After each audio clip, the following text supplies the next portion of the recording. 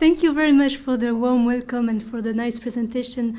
I'm really, really pleased and incredibly honored to be here today and to speak with you about a line of research which is absolutely not closed nor stabilized. So what I will be presenting here are more worked out intuitions than finalized research. So of course there will be, and I hope there will be, a lot of discussion and contradiction, because that makes me advance in my work. So thank you for being here as well. Well, I promised in my abstract something that I will not reach, I'm afraid. But that's a way of also, challenging oneself in order to progress towards something we don't know what, in fact, but that's life. So, data without anybody, algorithmic governmentality as hyper-disjointment or disadjustment, I didn't choose between the two terms, and the role of law as technical organ. In fact, what I will be presenting is the same things as in the abstract. I don't know if you got it, but in different words, which were more accessible to me at the time of writing. But just to say a few words about just what I mean about algorithmic government. By algorithmic government, I mean a mode of government that means, in a Foucauldian sense, a mode of government that is a mode of structuration of possible fields of actions and thoughts of people in advance structuration. And I call that algorithmic government and a mode of government which is fed mostly today with raw data, which are, I will explain what it is later, but it's infrapersonal signals, not signs, but signals, which are computable despite, or rather because, they carry no meaning by themselves, and therefore invested with dreams of absolute immanence and objectivity. It's a regime of reliability without truth, in fact. I will explain this a bit more, but that's what I mean by the idea that the big data ideology, I will explain why I use ideology as well. The big data ideology is not the cause, but a symptom of a passion for the real, not the test drive that Avital Ronell has described in length, for example, and not the passion of challenging things in order to make them speak their possibilities or their potentialities, not the passion of torturing people to make them avow what they have in mind, but the passion for the real as such, without any mediation, without any contact with reality or persons, without even encounters of objects or persons. So I will explain that this passion for the real is also the result of a discredit of all kinds of mediations, political mediations, and all kinds of representations after the facts. It's the idea of an immediate access to the real without even the mediation of language. And this is completely new from my point of view. This discredit of mediation can be traced back to the critique of the 60s and 70s. The passion for immanence, immediacy, the revenge of a plan of immanence over any kind of transcendence or categorizations, or occlusive categorizations in advance. The idea being here that categories should emerge from reality, from the real, in real time, rather than being used as antecedently framed system to access to the real. I will come to that a bit later. This algorithmic government, so it's a new I would say, I have said, and I'm not sure I still want to say, that's in a new truth regime, a regime of truth, which is very different from what Foucault had in mind when speaking about truth regimes. As he said, that truth regimes do not have so much, for Foucault, did not have so much to do with truth or falsity, but it had to do with the specific force, the specific procedures, tortures, and things like that, that the will to knowledge imposes on individuals, you know. And what I have said already is that here, algorithmic governmentality spares us the burden of torturing the world to make him speak. So it's something completely different, which is less, which imposes no obligation to speak, and which dispenses us from speaking and from testifying, from avowing, from all these kinds of things. So a new kind of regime of truth, but very specific. I will come to that later. The algorithmic government operates through a systematic actualization and thus a neutralization of what only exists as a potentiality or virtuality. What takes the place or the role of the foreigner, of the madman, of mental disease, of plague in Foucault, is taken. What takes the place of all this as target of government is uncertainty as such. That is the virtual, the excess of the possible over the probable, or over the calculable. And doing so, operating through this systematic actualization, that means doing or acting as if the things that were only possible were always already done or present. That's actualization. This systematic actualization is thus a neutralization of the suspensive effects of uncertainty. The target of government, the aim is fluidity, and by focusing or targeting uncertainty, what is suspended is the moment of doubt, the moment of reflection, the moment of hesitation, and all these kinds of things which are interruptive of flows. So you see that the function of algorithmic government is not easy to describe because it's very empty in a sense. It's a pure functionality of fluidity. A third characteristic of algorithmic governmentality is that it does not know individuals as individuals capable of understanding and will. It does not know even individuals as bodies, as united bodies. It only knows individuals as a bundle of data points, individually and locally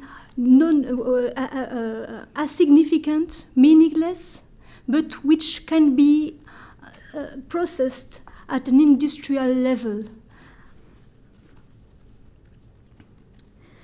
So, for algorithmic governmentality, algorithmic governmentality does not affect our capabilities of understanding and will as such, not directly at least. But it's even worse than that. Never mind how able we are to reflect and to think and to will, these capabilities are not taken into account. They just don't count. We are just temporary aggregates of infrapersonal data which are exploitable at an industrial scale.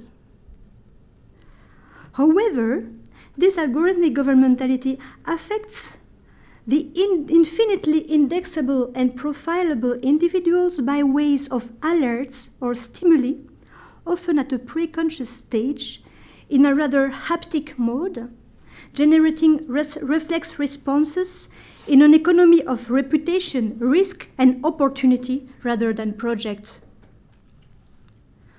I just give one example here.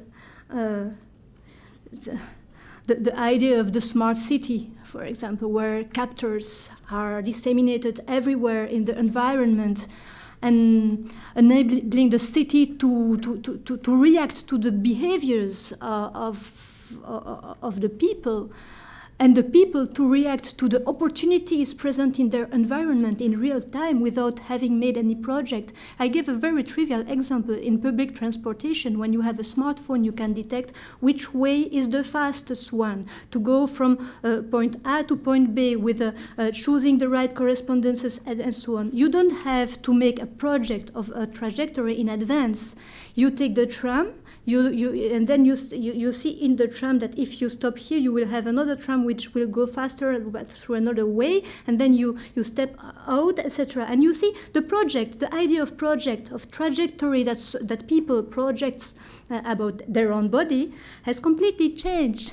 It's not a project, it's a cumulation or juxtaposition of opportunities which really trace the trajectories of people. And this has a huge advantages as well. But what I want to explain is that it's not completely trivial in the way we conceive ourselves and we conceive our notion of autonomy, etc. So that's what I mean by algorithmic governmentality, which appears as a tempting alternative to government by the law, for example. And one of the aims of my speech today would be to defend a bit government by the law. It's not an impulse or a pulsion. It's a real desire that I have been constructing during several years since I'm interested in algorithmic governmentality.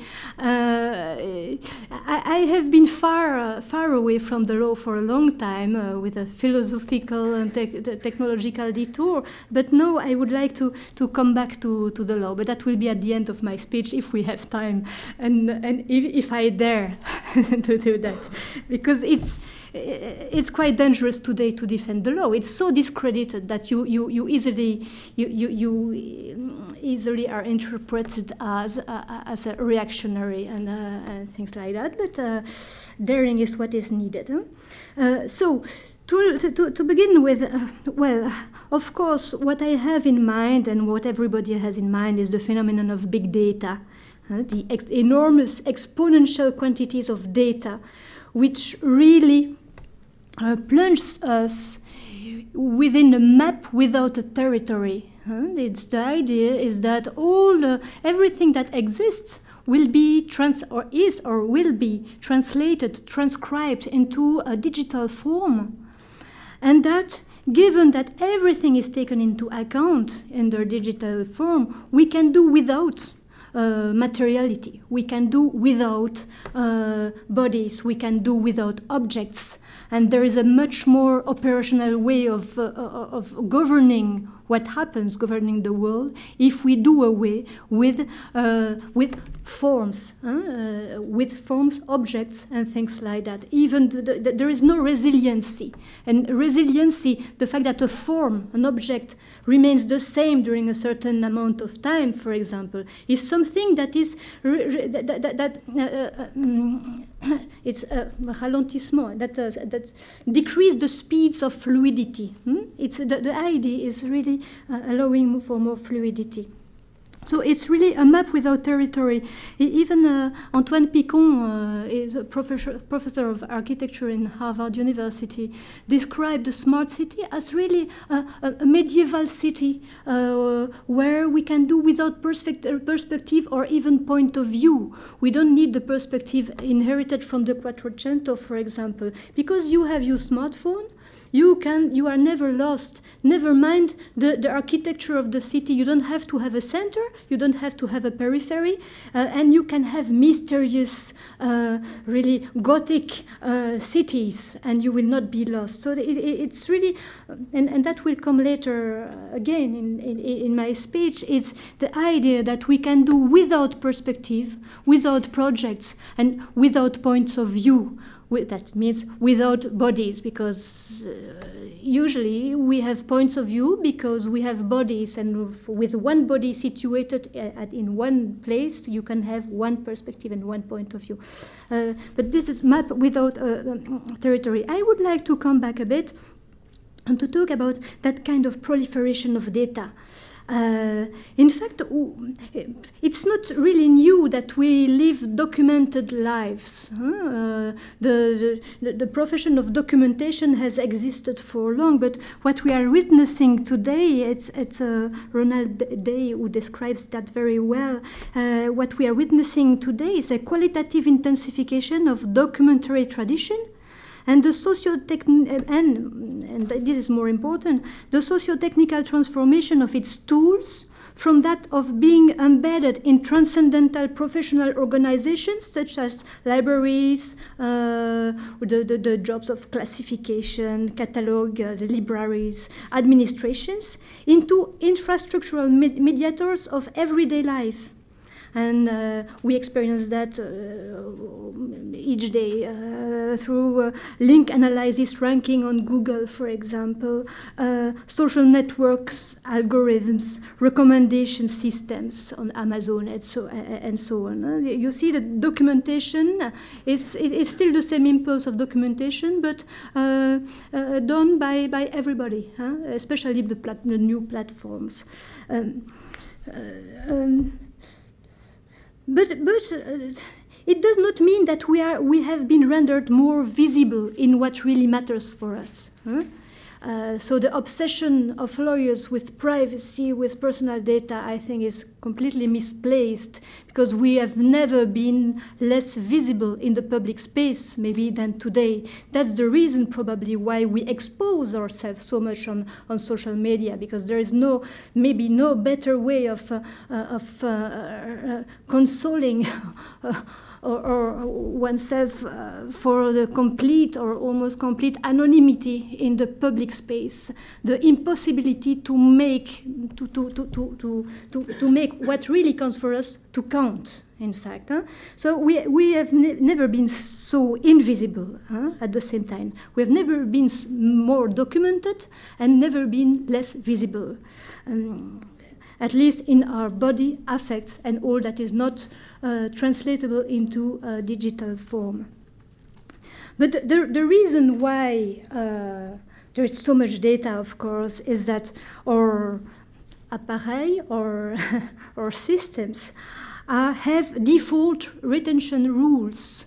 Most of them have our computers, cell phones, etc., and also the platforms have as default the rule that everything will be retained, except if you opt out. It's not a question of opt-in; it's a question of opt-out, and that's a decision that has been made.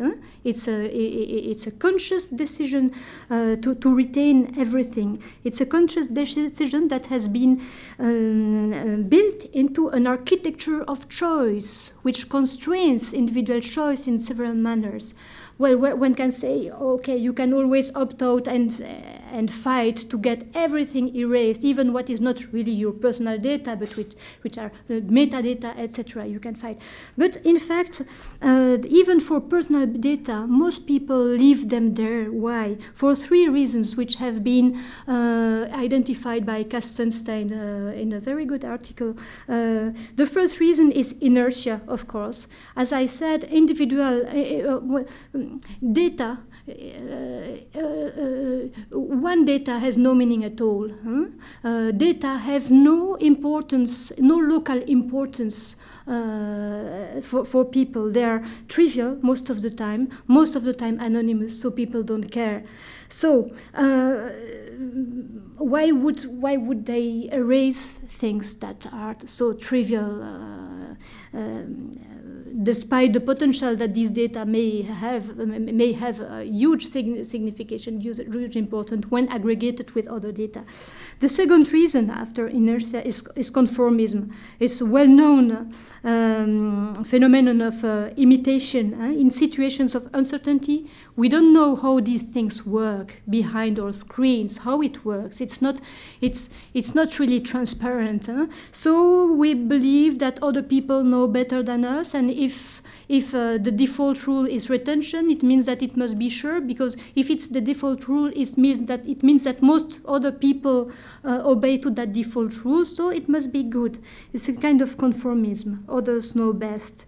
And third reason, which from my point of view is more interesting, is that apparently, according to discoveries of social psychology, people in general are more impressed by the perspective of losing something than by the perspective of gaining something. So what do the services on the internet do?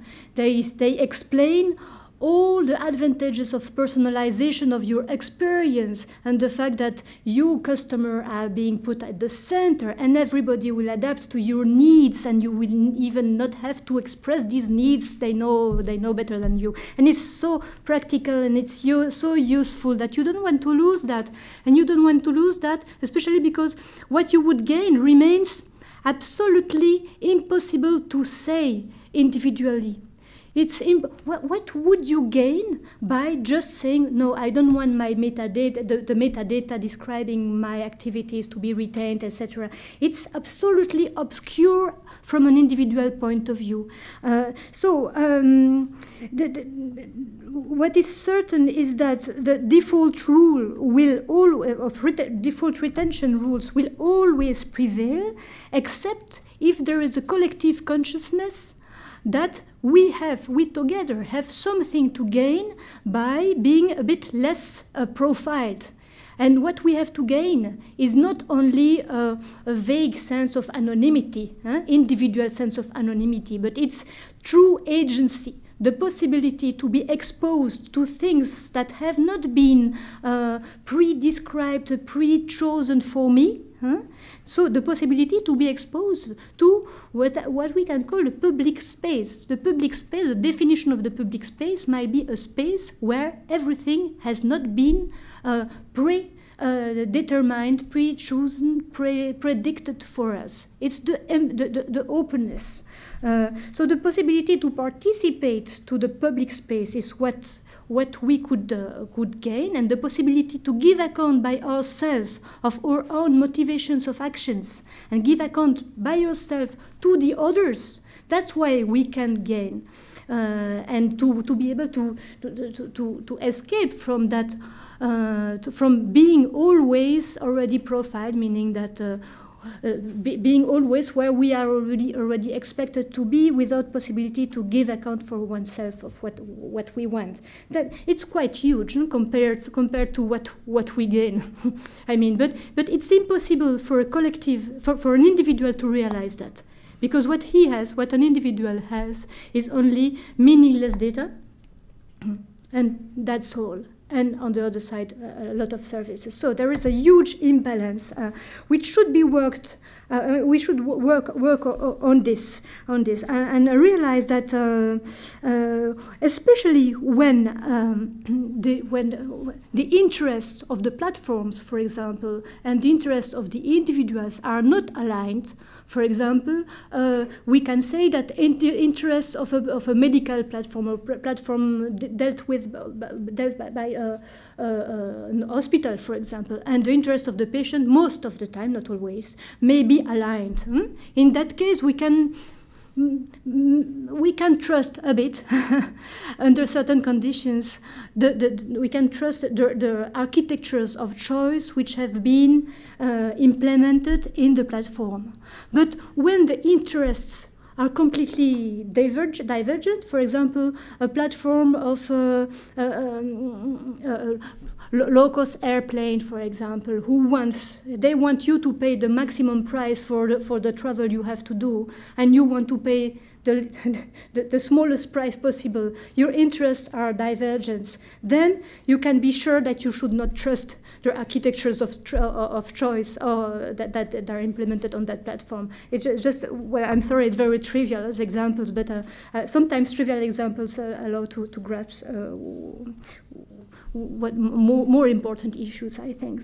So I think we should crucially, and the law should intervene maybe there, to assess, to organize an assessment of the architectures of choice which are implemented in the platforms. You see, because the design, either informed by social psychology or even worse, real-time detection of people's psychological dispositions and disponibilities, such as in smart marketing, we call that. Okay. Are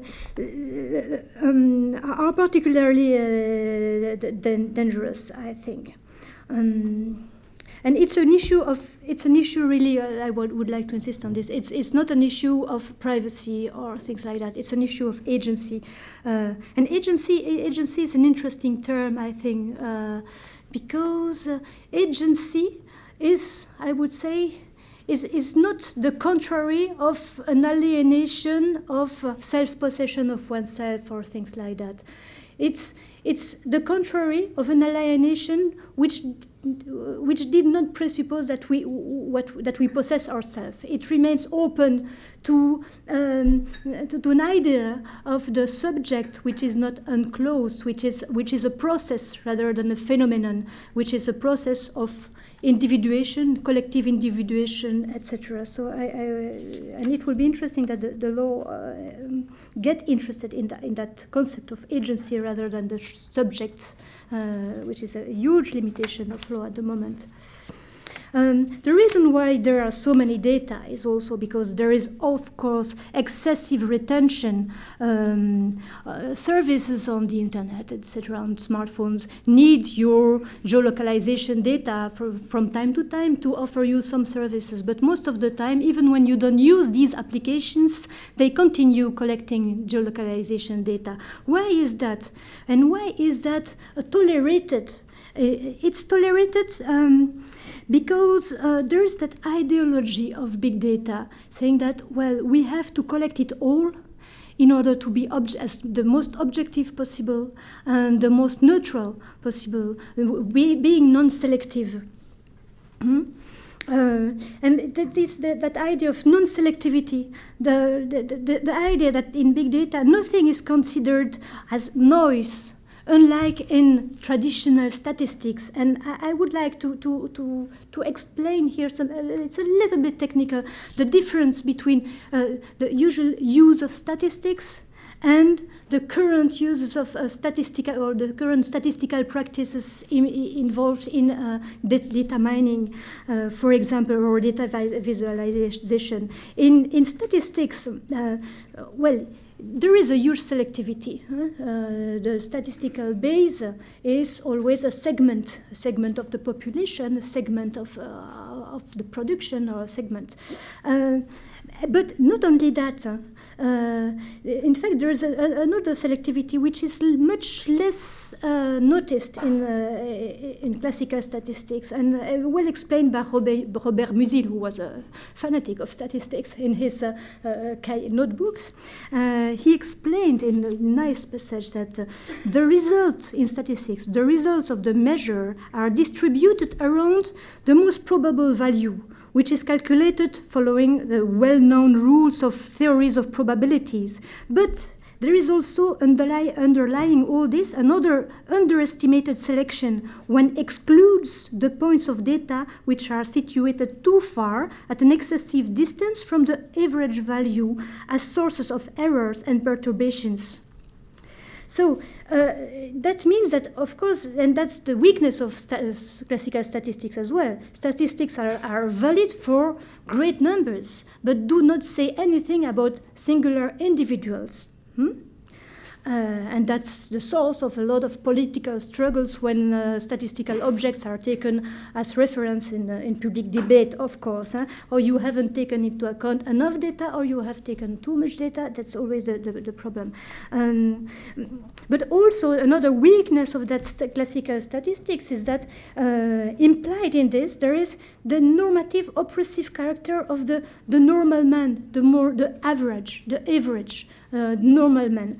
And this appears has always appeared as a really normative, even by Quetelet. For Quetelet, the normal man was the ideal man. So there was a normative intent.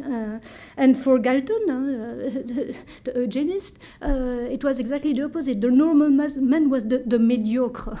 But anyway, that reference, that anchor in ideas of normality, or average, has been perceived as oppressive or potentially oppressive. So algorithmic governmentality, because it tolerates a lot of noise and everything, and can take everything into consideration, because the possibilities of calculation and storage by machines are much bigger than human minds.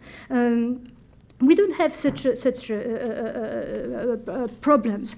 So we can take everything in consideration, but it's always also the notion of common measures that disappears in algorithmic governmentality. The notion that there is something like the normal, the expected behavior of the, in French we say, bon père de famille, the normal behavior.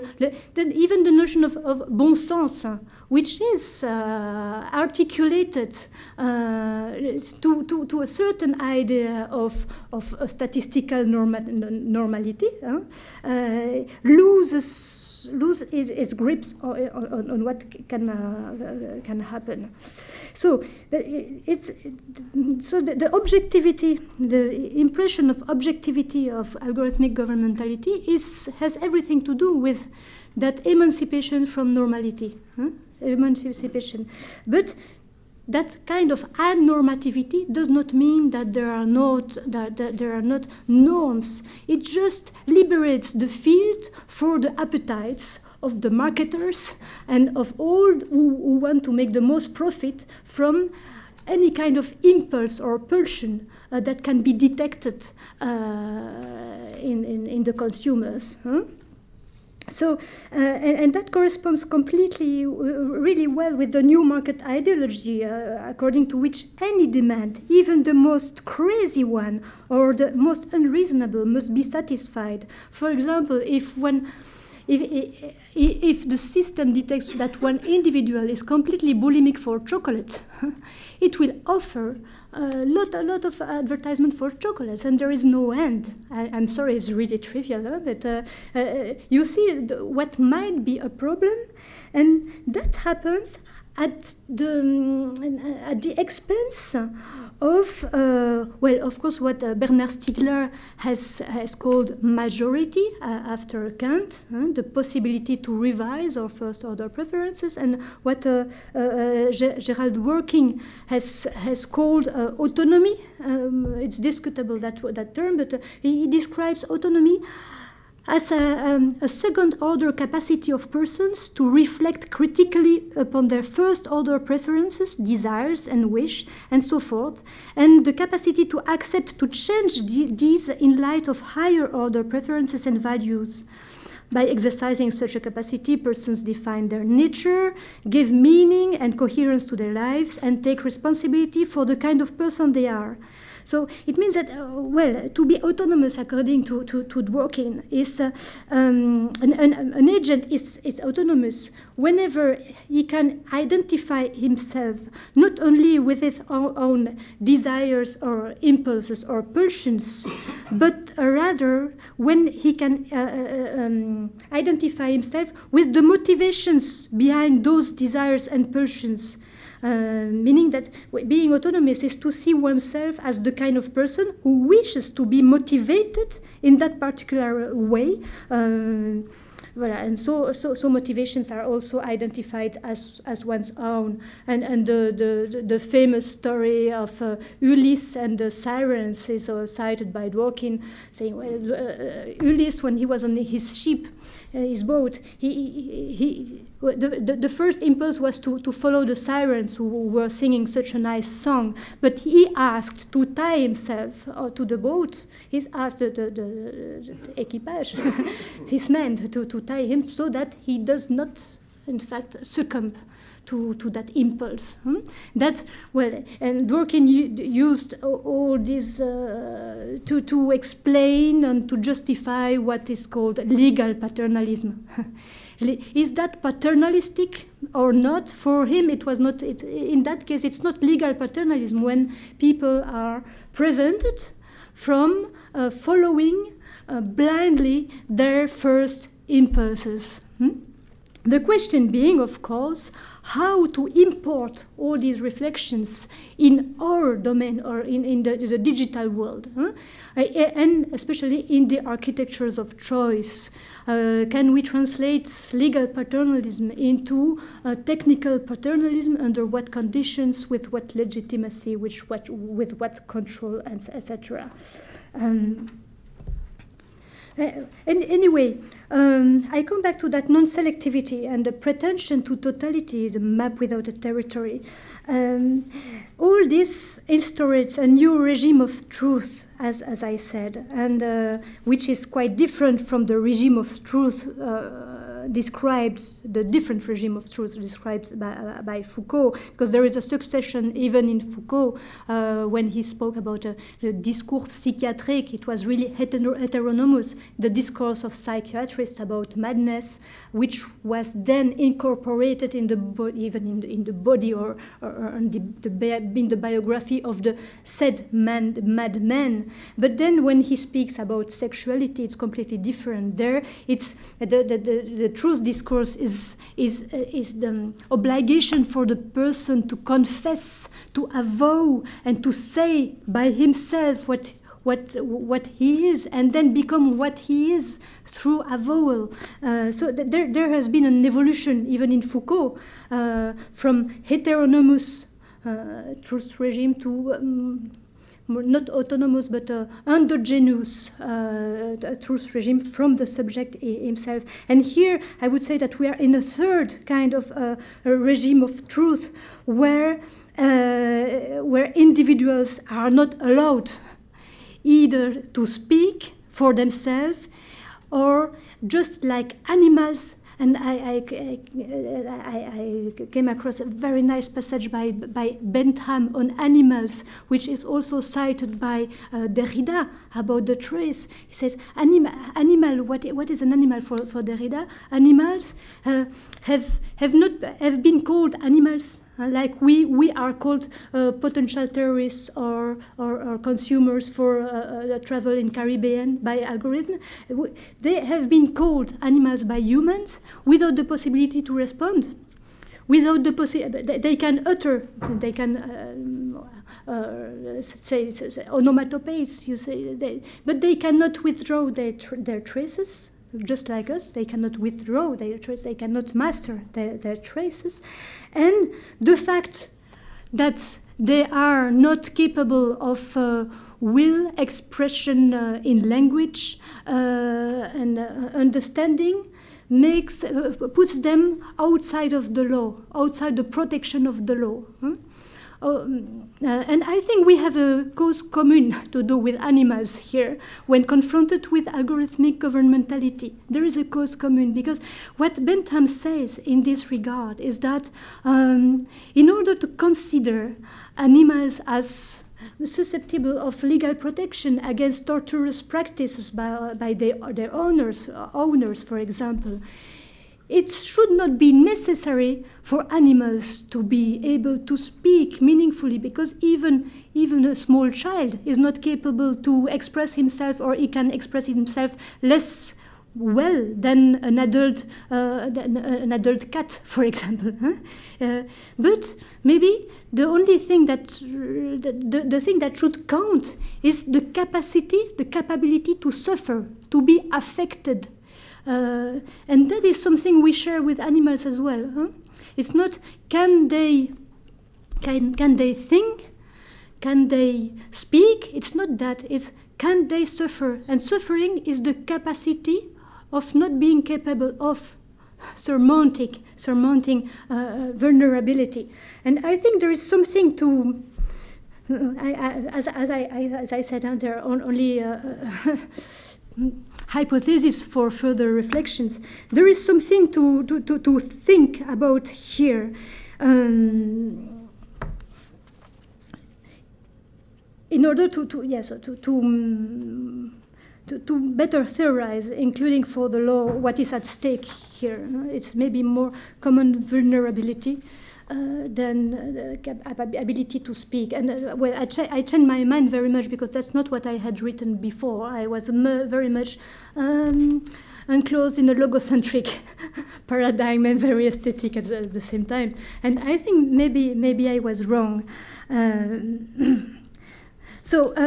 But anyway, doing that, allowing for the what is not digitalizable, like the suffering, the affects, joy, suffering, or the silence of death. The silence of death is not something that can be registered in digital form.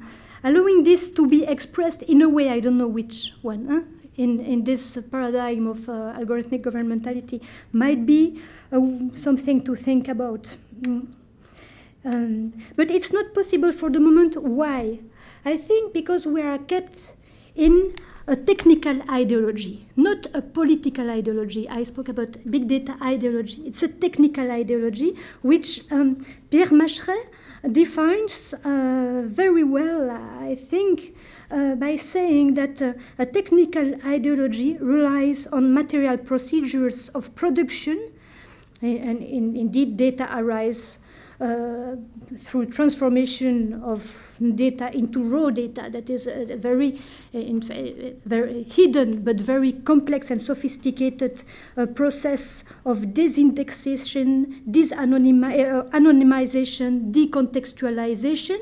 But all these technical practices are buried in the background in order to propose instead a global interpretation of reality believed to stand on its own feet, as if it was the real itself that spoke in a dematerialized voice, being suspended the initial relation or dependency with effective practices from which its expression arises. And then you have the definition of a technical ideology where technique really is forgotten. And instead of technique, we have a global image of the world speaking for itself without mediation. And I think we should really find ways to declose. That's why I spoke of déclosion. It's at the same time éclosion, flourishing, and décloisonnement.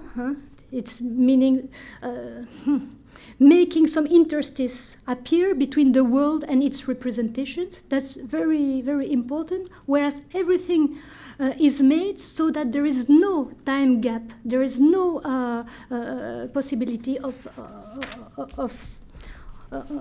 a questioning of the representation, because the representation is the thing itself. And we see that in several instances. For example, activity and report about activity have become the same things. And not only in research projects, where writing deliverables is doing the research, but it's everything the same. When you are detected as a potentially good employee for a call center because you are very active on social networks, for example, report about your future activities is coincident in time with your current activity. The notion of evidence as something pointing towards another things beyond itself, which is not available to the senses, loses all relevance. Evidence as proof. Even it's for the law, it's not trivial. The notion of proof is useless anymore. Evidence is what is there. We are caught in a pure existentialism like Sartre. Hein. L'évidence, c'est la présence de la chose en question. And we are there without the possibility to question or criticize this, because the signal and the thing have become one thing, the same thing. And it's the same even for the persons. The signals and the persons have become the same thing, as we are incredibly indexable, etc. But here, the strange thing is that it's the invisible profiles which are substituted to the visible, perceptible, affective bodies, contexts, etc. So it's a complete reversal of the notion of the logic of evidence, in fact. And that's quite interesting, I find. It's the invisible counts much more than the visible. And it's the invisible that attests for the visible.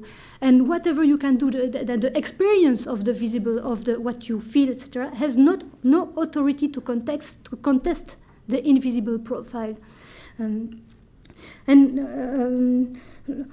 Okay, so that's really an utopia of immediate access to reality as such through its digital double, which is not really a double, but a subsumption of all reality.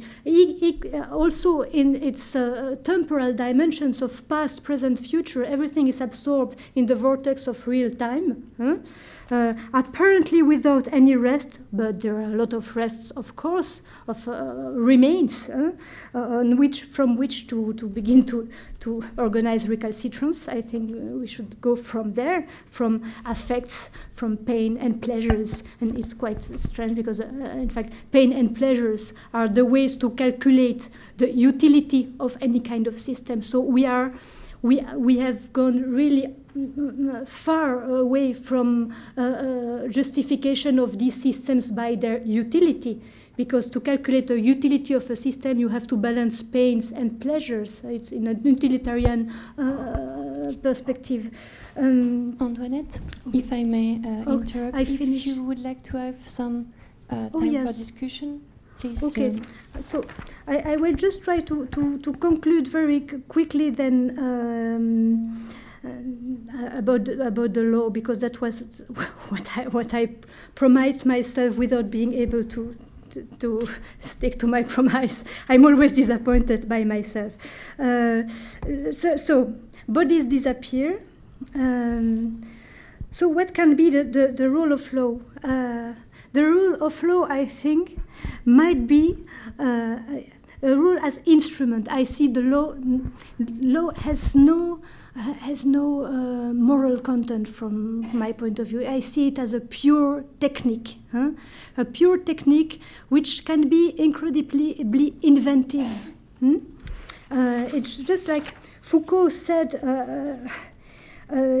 about avowal, the cause of truth when someone avows a crime. The cause of truth of the avowal is not the facts that have been committed.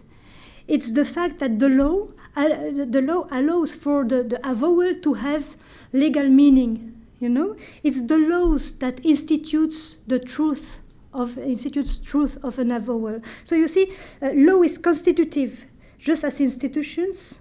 It can institute things things which had no antecedent existence. So I stick really to that idea of law as pure artificiality, as a system to make things which did not exist before, make them exist. It's a complete nominalism in which I am. So that's the first virtue of law. So if we have to make a common cause with animals, for example, the law could easily say, just as it has said about enterprises, that enterprises are moral persons. That's a fiction, of course. There are no persons, but there are moral persons. The law could say, okay, animals are persons, or people who have been profiled are persons. And there are persons, why? Not because they have been able to express what their motivations are, but because they are capable of suffering, just like animals, and there is no reason why they should be treated less well than animals, and that's what's happening today. In Belgium, they want to fight against social fraud by identifying people saying they live alone in order to get more unemployment payment, but in fact they live at 2 or 3. They want to fight against that by crossing databases from electricity consumption, gas, water, and things like that. Well, but people can suffer. They can have different consumptions, maybe only because their house is isolated because they are poorer. You see, so I think that suffering, that affect that people are cold, is something that could be taken into consideration by the law in its choice. But truly, it has to decide about this. So my urge to defend the law, well, it comes from several things. The fact that, in fact, governance has replaced law for a long time. No, governance. What is governance? Governance is not the government. It's a notion and practice of the notion and practice of governance aim not at governing, but on the contrary, to obfuscate the difference, the distinction between state and civil society, private and public, and to restructure the whole of social institutions according to a market logic, the same one relying on impulses and pulsions rather than reflexivity, and organizing everything as competition, and organizing economic and financial evaluation, and that's all.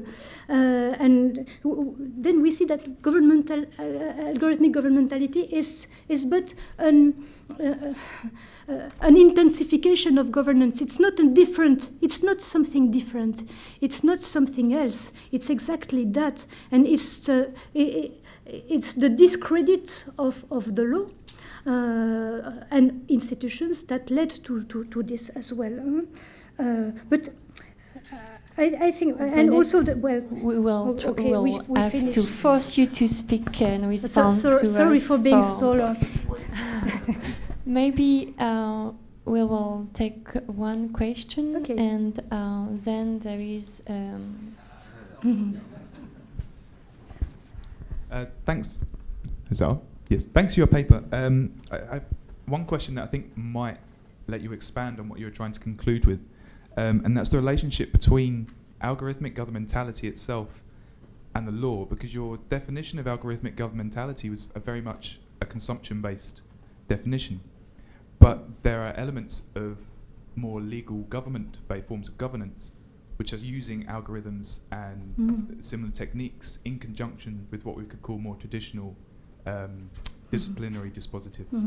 So, for example, in the UK at the minute, where people are being radicalized to go and fight for the Islamic State in Iraq and Syria, there's a conjunction between the taking away of passports, but also the preliminary prevention of people who are at risk of going away, for example. So there's a conjunction between traditional discipline and these other apparatuses, and I wonder what ramifications this would have for your appeal to the law, and to distinguish between these different levels of law as a more negative, say, apparatus and an apparatus that is enabling in terms of autonomy. Thank you very much. That's really a favor. The relationship is really complex. It's not that algorithmic governmentality has replaced legal governmentality. Just as Foucault explains, it's juxtaposition, partial juxtaposition, and mutual influences, of course. But of course, there is a temptation for lawyers, especially not for lawyers, for parliamentarians, for those who make the law, to rely increasingly on algorithms, because so they have the impression that the law will gain in effectivity, because law is not performative at all. When you say you cannot kill your neighbor, it's not because it's written in the law that it will not happen. Huh? So you gain in effectivity, because with algorithmic governmentality, given the preemptive aspects, which I didn't have time to develop here, given the preemptive aspects, there is no possibility to disobey. In fact, there is no possibility to disobey, because by definition you are detected in advance as potentially disobeying, and then you are not taken to prison necessarily, but all your environment is attuned to that potentiality, so that the thing will not happen. It's very it's a kind of empty goal, so that the present state continues without event, is the prevention of event. But of course, disobedience, the possibility of disobedience, is something that is very much spared by the law, and which is essential to the legitimacy of law, and even to its vitality, to the vitality of legal normativity. Because it's because people disobey the law that there is case law, and that there is a judicial scene where people can explain their motivations beyond truth and falsity. That's not the issue, but where at least the fact that a law is resented by part of the population as unjust can be said publicly, and then there is all the recursive loop between the judiciary, then the legislator, who can revise the law accordingly. And you see, it's a question of vitality of the norm, whereas in algorithmic governmentality, the norms seem really vital, really accompanying life as it goes, all the time, revising, but in fact, they are not visible, and they are not easily contestable either. Unfortunately, we will have to leave it here, but I invite everyone to come talk to Antoinette, of course, and also to come back at 1:40. We will have lunch just... Yeah, for the speakers, we've... This is true important. Much more important than lunch. Much more important. I think what is at stake in what you said is a critique of Foucault. I would like to point 7 points very briefly. First, you said computable because no meaning. Mm-hmm. It is also the case with the law, with the letter. Mm-hmm. A letter has no meaning. So the question is not the algorithm or the data. Mm-hmm. The question is the displacement between understanding and reason. In a book, you have no meaning. You have meaning only in the reader of the book. You agree with that? Now the question is, today with computers, you can make reading, processing in the computer. It's not really reading, but it is a process of transindividuation, which is prepared by this. And this is the first question. We need a new epistemology, for me, which is post-Kantian and post-Foucauldian, where we have to revisit the opposition or the distinction between understanding in Kant's sense and reason, which are not separable for Kant, but which are separated today by technology. So the question of Kantian philosophy is not sufficient, but we must reread this question. Now, you said also there is an ideology of techniques. And you know that Foucault said ideology is not a concept. So there is a problem here also, which is extremely important to address itself, because I don't believe that ideology is not a concept. I believe we need to revisit the concept of ideology, beyond Foucault and beyond the Foucault, which never gave for me a critique of ideology as such. Behind this is also the question of the discredit of mediation, immanency, etc., immanence, etc., etc. I believe we have to, yes, but I believe we have to put out the question here of organology as such, because what is impossible to address as question into a transcendental point of view is precisely organology, because organology is excluded, structurally excluded by such a point of view like transcendental philosophy. And here the vanity of ideas comes from the fact that ideas are concepts produced by a transcendental point of view. So, for finishing, because I will finish now, I think that the core of the problem your opponent is the relationship between Foucault and law, and not only law, but right. And here I think we have not only to propose a critique of, for example, algorithmic governmentality, etc., with traditional concept of law. It's not possible. We have to produce an organology of law. And we have to produce devices, we have to produce techniques of law.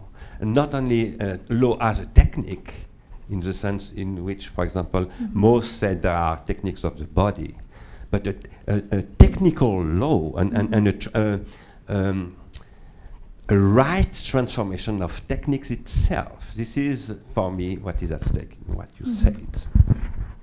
Sorry for the transgression. I'm transgressive. Thank you.